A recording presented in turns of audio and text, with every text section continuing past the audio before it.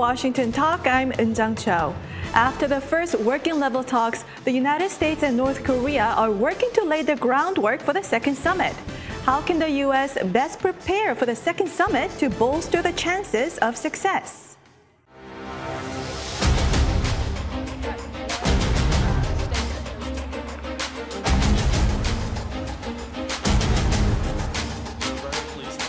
We're determined to work towards achieving that. I believe that the end of February we'll have another good marker along the way.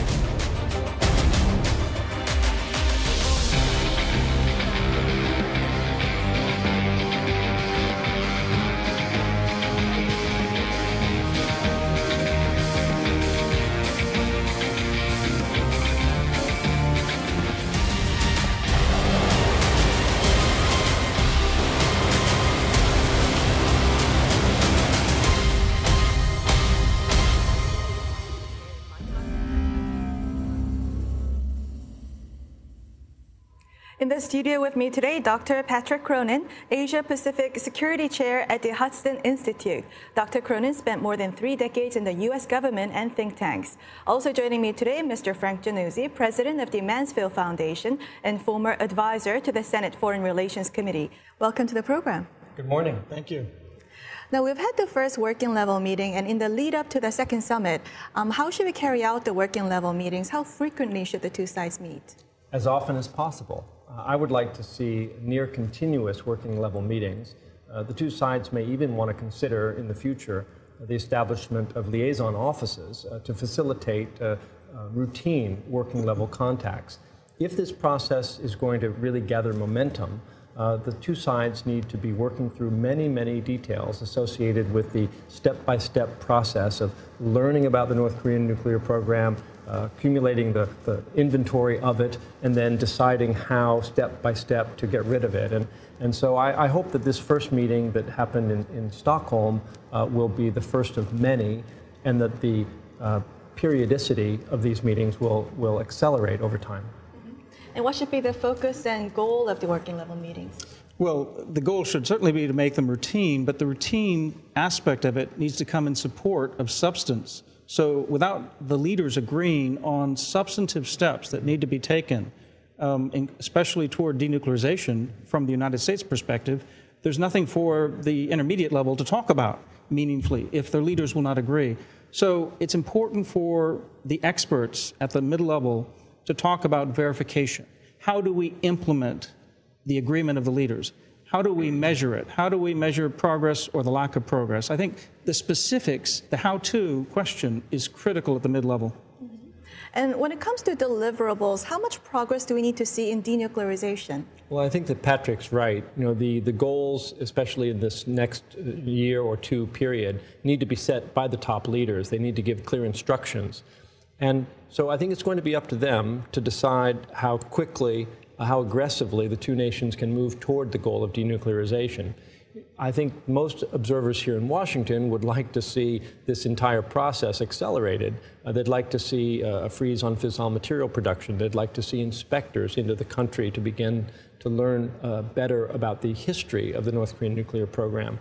But I think that it's going to be entirely up to the top leaders to decide what those first steps are by the North toward denuclearization and what corresponding measures, as the North calls it, are required by the United States to reciprocate for those meaningful steps toward denuclearization. I couldn't tell you what those steps are going to be. The top leaders are going to have to decide. Patrick, do you have any idea how much progress do you want to see in denuclearization? I have a report out with Christine Lee in a couple of weeks that talk about the need for substantial steps by Kim Jong-un. But even with substantial steps forthcoming, they're going to have to be done in steps. And there's only so much that could be done in the next year or two. Nonetheless, at the second summit of Trump and Kim, talking about giving up the ICBM, giving up or allowing fissile material production to have a moratorium and cease production, looking at the erector launchers being sort of put under lock and key. Those are the kinds of specific steps that the leaders could nominally agree to. And then the big question, as Frank suggested, is what's the quid pro quo? What exactly are we giving Kim Jong-un? What will he accept as the quid pro quo for those kinds of steps? And as for quid pro quo, isn't the red line for the United States to not give sanctions relief at this time when there's no progress in denuclearization? So what can we offer to North Korea? Well, the complicating factor here is the United Nations Security Council resolutions make clear the kind of behavior by North Korea that is unacceptable and which has to be not just stopped but reversed in order to qualify for much of the sanctions relief that the North is seeking. So you're exactly right. The United States' hands are tied a little bit. I think what we're going to see if the North takes meaningful steps, like Patrick suggested, freezing fissile material production, allowing inspectors in, stopping missile production, what you'll see is a decision by the U.S. administration to take both some symbolic steps, such as possibly removing North Korea from the state list of sponsors of terrorism, as well as some limited financial steps that could consist of waiving U.S. sanctions on North-South interaction. It could consist of expanded humanitarian assistance, which would not be a step on sanctions. But I don't think you're going to see the Trump administration significantly roll back those UN sanctions until we see major, maybe even irreversible progress by the North toward denuclearization. Mm-hmm. And Patrick, you mentioned about step-by-step process. And this week, Secretary Pompeo said that denuclearization is going to be a process that's going to take some time, and that the first step is the freeze of missile testing. Second step is the freeze of nuclear testing. And those two steps are continuing. That's what he said. And I was struck that he mentioned the word step. So do you think the Trump administration is now leaning more towards step-by-step process? There's no doubt there's been an evolution in the negotiating strategy on the part of the Trump administration. But once you engage in diplomacy with North Korea, everything is potentially open for negotiation. And I think this is what we're seeing, some give on the part of the Trump administration. If you think about the domestic debate over 5 weeks of a shutdown here in the United States, the president and Nancy Pelosi, neither one wants to be seen as stepping down or stepping back and making the concession. Those are part of the democracy and the democratic process. Now put yourself in with an adversary like Kim Jong-un. President Trump cannot afford to be looking weak, and yet he is making some rational concessions. He's basically taking the hardline position that initially dominated the thinking, that is the Libya model of one step and it's all over, and then sanctions relief, to, okay, it's going to be more than one step. It's going to be several steps, and we're going to have to even think about ways to incentivize North Korea in the meantime without giving up major sanctions prematurely. And that's a judgment call. Just to build on this sense of pragmatism that I think is growing inside the administration, even from the beginning, there was an acknowledgement by the United States that North Korea doesn't have to do everything before we do something. So there is an acknowledgement now that is much more explicit on the part of the Trump administration. Some form of sanctions relief and other measures will be necessary to keep momentum in this process. But it's going to have to come in response for meaningful steps by the North. Mm-hmm. And there's been reporting that President Trump has overridden the concerns of his aides, including National Security Advisor Bolton. So do you think at this moment the hawkish views are losing ground within the administration? Well, I wouldn't say the hawkish view is losing ground so much as to say that the president's style is that he will be the final arbiter of policy. He's the man who's making the policy at the end of the day. Whether that's a good idea or a bad idea, that's the style of the Trump administration. So the president is saying, look, I hear you, Special Representative Began, I hear you, Secretary Pompeo, I hear you, John Bolton, but I now need to make the next step of a small concession for my friend Kim Jong-un if I'm going to convince him to keep going down this path toward denuclearization. Because Kim Jong-un and Trump are writing letters back and forth. And apparently, according to Kim's reading of the Trump letter, it is a step-by-step process. So that's how at least Kim wants to interpret it. I think Trump's team would say, no, it's not step-by-step, small steps. It's some big steps have to be coming in the next year or two. And this would be Kim's miscalculation, that if he does not take some meaningful, serious steps that experts would consider a serious step back from their nuclear missile programs, there is no way the United States government, forget about President Trump, is going to be able to support meaningful sanctions relief. So if Kim really wants sanctions relief, he's going to have to do something serious. Mm-hmm. And this week, a U.S. think tank has released another undisclosed North Korean missile base. And South Korean media points out that U.S. and South Korean intelligence already knows about these places. So releasing of these informations, how does this help the current negotiations? Well, it doesn't help the negotiations one way or the other. I think there's a healthy skepticism in Washington about whether or not North Korea will ever truly denuclearize. And these kinds of reports that come out periodically from well-regarded and reputable think tanks like CSIS, they're chronicling a portion of what the North has been up to with their nuclear weapons and missile programs. This is no surprise to anyone. And I think what I object to is just the implication that somehow North Korea has deceived us and on the one hand promised to denuclearize and on the other hand is proceeding with missile development. North Korea has not promised to halt their advancement of missiles. When they do, then if they are deceiving us, we should criticize them. But for the moment, they're just doing what we have known them to be doing for decades.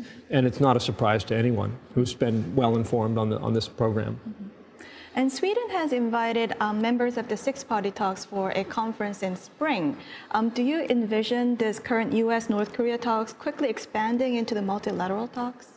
There are geopolitical implications for the future of Northeast Asia that will necessarily involve all of the major powers around the Korean Peninsula, including the two Koreas. So at some point, yes, there needs to be some six-party talks, but it would be fanciful to think that those six-party talks can somehow replace the need for the bilateral discussions or even the trilateral discussions between the two Koreas, or between two Koreas and the United States, talking about denuclearization and peace. So ultimately, those three parties are going to have to come up with the terms of reference for meaningful peace and denuclearization, but six parties can definitely help reinforce, help watch, monitor, help support that process if it gets going. You know, a dozen years ago, the last time we really had six-party talks, I mean, it's hard to imagine, but it's really about 12 years ago. The international community was frankly more in alignment on North Korea than it is today. If you look at the state of U.S.-China relations, U.S.-Russia relations, South Korea-Japan relations, there's been a deterioration in the great power relationships. The Korean Peninsula has both the potential to help repair some of those relationships by providing a focus for common interest, but it also still has the potential to further disrupt those great power relationships as well. So I hope at some point the six-party talks may reconvene and that it might help to forge more of a sense of community in Northeast Asia on a common goal. But I think we're a long way from that right now, and I think it's unlikely that those talks are going to meaningfully enhance Northeast Asian community in the near future. And some critics argue that North Korea is taking advantage of the United States in the summitry. So how can we prevent this from happening in the second summit? Well, North Korea is inclined and built to take advantage of everybody, I think, in terms of the system that they have. The best way to protect yourself in summit meetings is to pre-negotiate. This was the lesson of Henry Kissinger and the many summits that he helped prepare Nixon and other presidents with the Soviet leaders. And that is, if you pre-negotiate the specific concessions and terms of reference, the leaders can come together and ratify that, get credit for it, get the blame for it. They can go beyond it, but at least they know what the minimum agreement already is. That's the best way to assure it. The first summit can be forgiven as an icebreaker, I think, and I've supported the president's idea to break the ice with Kim and to do something bold and different. But for a second summit, I really think he needs to throttle back and just hold off until Secretary Pompeo, Special Representative Began have a couple of specific, meaningful steps in place that can then lead to the next step of negotiation. Well, we've got a president here, I mean, I hate to say this, but we've got a U.S. president who's famous for making deals and breaking them. So I think there's plenty of mistrust to go on this process on both sides. We've got a U.S. president who hires contractors and doesn't pay them. So if I'm Kim Jong-un, I'm going into this process with both eyes open. I sure hope that President Trump is as well, because we wouldn't need to have these kinds of high-level talks with North Korea if we had a lot of trust. We're having them precisely because there is mistrust between the parties, and we're trying step by step to build some kind of relationship. So should we delay the second summit if the preparatory work is not really done before then, the end of February? Yes, we should. I think there's no point in having a second summit that doesn't yield meaningful, concrete steps toward denuclearization. There's no rush, and if we cannot agree those steps in advance, I would recommend postponing until you get that agreement. One of the tactics, by the way, is to use the deadline of a forthcoming summit to force action. But if that action is not going to be forthcoming, delay it. Postpone it. We postpone things all the time. Meetings can be easily postponed. So the president should definitely keep his powder dry if North Korea has not given us enough to negotiate. So we'll end our discussion here and watch video for our next discussion.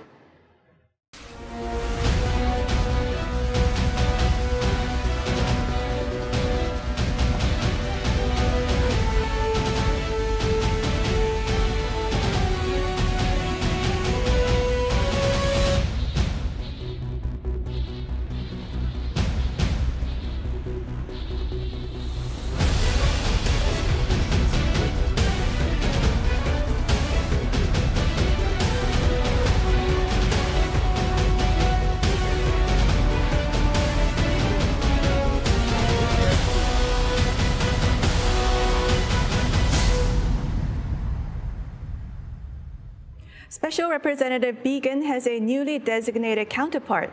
Mr. Kim-Hyuk-chol is believed to be this new counterpart, who was former ambassador to Spain and worked on disarmament issues at the North Korean mission in Geneva. So Frank, why did Pyongyang bring in this new working level official at this point in negotiations? It's always hard to interpret North Korean diplomatic moves such as this with personnel changes, but I think the signal that may be sent here is that by sending an arms control specialist to be Began's representative counterpart, rather than a North American Affairs America specialist like Madam Che, I think you're seeing potentially a move toward a new phase in the U.S.-DPRK working level relationship, where the North Koreans are going to assign personnel with the right background and skill set to either accelerate the denuclearization process or, as necessary, slow it down. But they really are sending a message, I think, here that the shift of focus now is from the relationship ice-breaking that Patrick referenced to the particulars of nuclear disarmament. And potentially that's a good sign. Patrick, how do you see it? What does this mean for Special Representative Began? And I agree with Frank that this is probably to try to provide technical expertise at the table, whether it's for good or ill. We'll see what the results are. For Special Representative Steve Biegun, I think he and other officials inside the Trump administration have seen a change inside Pyongyang over the last 2 or 3 months, where the foreign ministry has been further downgraded in its role in the negotiations. So this was signaled coming for the last several weeks, not just this last week, according to officials talking to me. And I believe that this is about control of the part of intelligence community within inside Pyongyang over the foreign ministry, because we're talking about negotiating the crown jewels of North Korea's nuclear weapons program. That's not something you want to have diplomats in charge of from Pyongyang's vantage point. So I think this is about control over the very, very sensitive issues of nuclear missile programs. It's no longer just niceties of diplomats getting together. That could be a good sign, but it also is an interesting sign. Just to underscore this last point Patrick made, on some of my visits to North Korea, where I've interacted with Madam Che and members of the foreign ministry, I've been struck by the fact that they have often been denied access by North Korea to the details about North Korea's own nuclear program. When I visited Yongbyon, it was the first time in the company of a North Korean diplomat, first time that North Korean diplomat had a chance to visit Yongbyon, even though they had been negotiating about Yongbyon for years. So this represents, I think, partly the division of labor inside the North Korean government. And if you want to pull a lesson out of the U.S.-Soviet arms control negotiation, the Soviet Union got upset when American negotiators were introducing secrets that Soviet diplomats did not have access to or were not cleared for. So you could even see the intelligence community inside Pyongyang saying, hey, get the foreign ministry away from this. This is too sensitive even for them. Now, you two have moved on to the topic that I wanted to move on to, and both of you have background in intelligence, right? I Yes. do, from the State Department. So Secretary Pompeo was first at CIA, and that's when, before the first summit, the CIA and the United Front Department actually arranged for the first summit. But now that Secretary Pompeo has moved to the State Department and he's the lead negotiator, what is the current role of CIA and UFD? Well, look, sensitive diplomatic missions have often been undertaken by people other than official diplomats.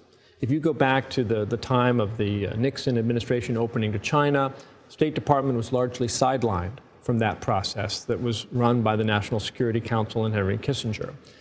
If you look at the North-South rapprochement efforts under Kim Dae-jung, the lead person was Lim Dong-hwan, the head of the Korean intelligence agencies, who was the envoy to the North. So there is a track record here.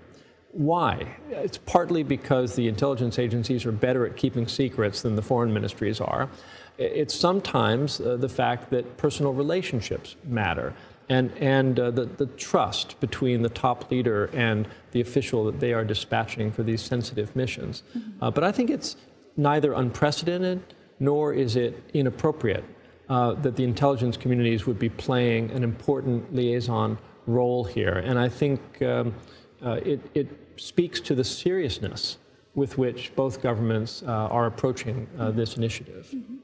And Patrick, when the two intelligence officials meet to arrange for an important diplomatic event, would they also try to glean information from each other?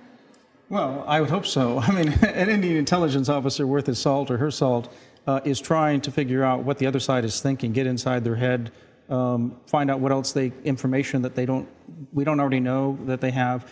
Good luck finding that out from intelligence professionals, but I think there's a certain professional respect as well. And I think this is the aim here. That is, if you can have somebody who really knows the secrets of the other side and the fears of the other side, get together and say, look, we honestly want to try to ratchet down this tension. We know it's going to be difficult. We know you don't trust us and we don't trust you, and you know a lot about us and we know a lot about you, but we're going to make this happen.